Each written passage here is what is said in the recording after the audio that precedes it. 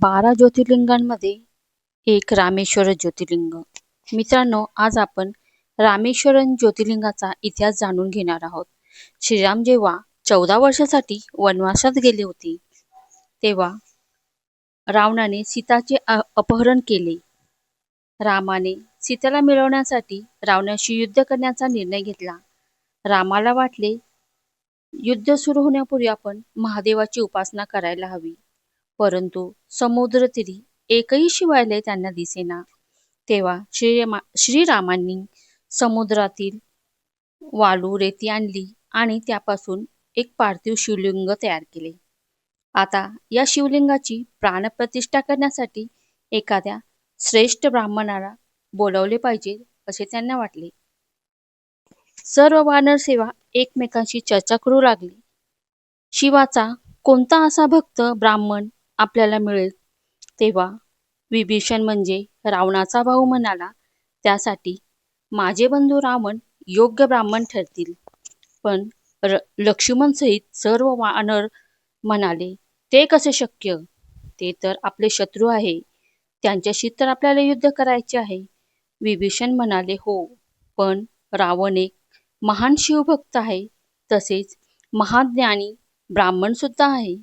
श्रीरामांना त्यांचे बोलणे पटले व रावणाला निमंत्रण पाठविले. रावणानेही रामाचे निमंत्रण स्वीकारले. ठरल्या वेळेप्रमाणे सर्व तयारी झाली. रावण आपल्या पुष्प विमानातून बसून आले. श्रीराम अनवाणी पायाने चालत आपल्याकडे येत आहे हे रावणाने पाहिले व त्यांनीही आपले पुष्पक विमान दूर ठेवून रामाच्या दिशेने चालू लागले. रामाने रावणाला विनम्रपणे आणले. आता होम हवन यज्ञाला सुरुवात करण्यास रावणाला सांगितले. त्यावर रावण म्हणाले, हे राम, हे यज्ञ तू करू शकत नाही, त्यासाठी तू योग्य नाही. या यज्ञाच्या 2 अटी आहेत. एक म्हणजे या यज्ञासाठी अविवाहित म्हणजे ब्रह्मचारी किंवा ज्या विवाहिताने आपल्या बायकोचे त्याग केले आहे असे.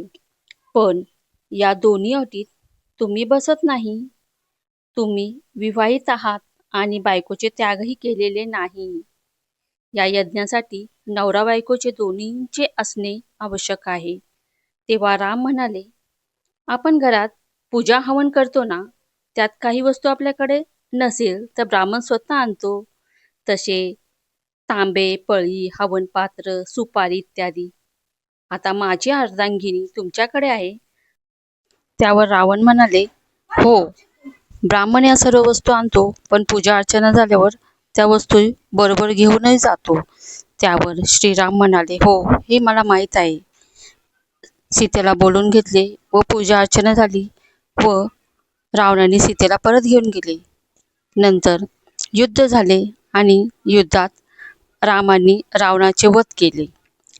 ब्राह्मण असल्यामुळे रामाला ब्राह्मण हत्येचे दोष लागले व त्याचे निवारण करण्यासाठी त्यांनी याच रामेश्वर मंदिरात पूजा अर्चना केली व प्रायश्चित्त घेतले. म्हणूनच ह्या मंदिराला रामेश्वरम असे नाव देण्यात आले. व्हिडिओ आवडला असेल तर कमेंट्समध्ये हर हर महादेव लिहा आणि पेजला फॉलो करा. जय श्रीराम.